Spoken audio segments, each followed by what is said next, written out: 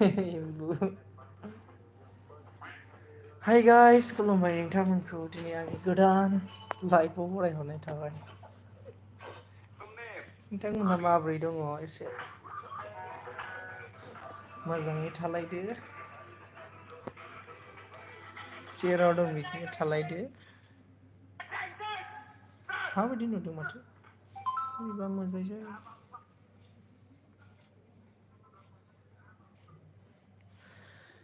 थुरिबारिनि लाइटआव सेन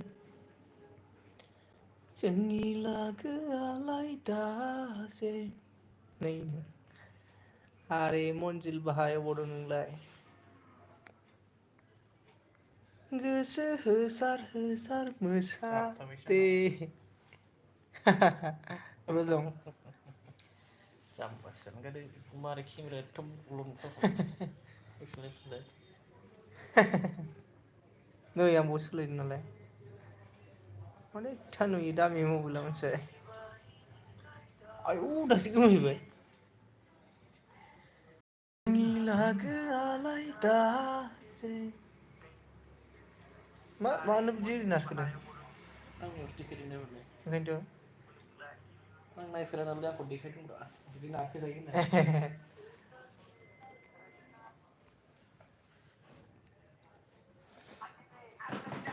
बिफाङाव बानानै बिखाफोर जाब जुगुगु जुगुगु दाउस्रि आया दाउथु गाबदों ना दाउस्रि गाबदों नोंना सरिलै दाउथु गाबदों आगैनि सना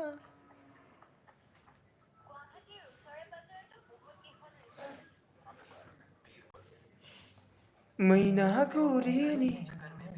जेवारि जोंनि सना बिफाङाव बानानै बिखाफोर जाब जुगुगु जुगुगु दाउथु गाबदों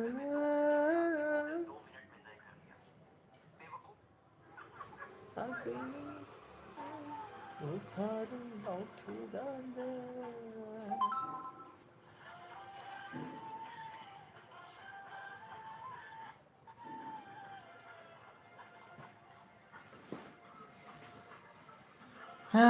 बरिंलै माथो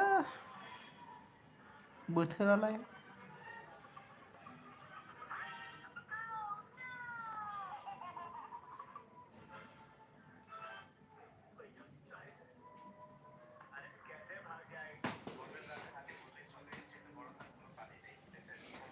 मैनागुरिनि जेवारि जिउनि सना आमोनजोल आंनो बैयाव स्टार हरलाय दे दे देब्रा हरदो आं नोंनाव हरफिनगोन ना आंनो फेसबुकाव स्टार हर दे जाम्बा आं नोंनो हरफिनगोन रियेल केस फैसा हरगोन आं मिथिबाय सात फिल्टार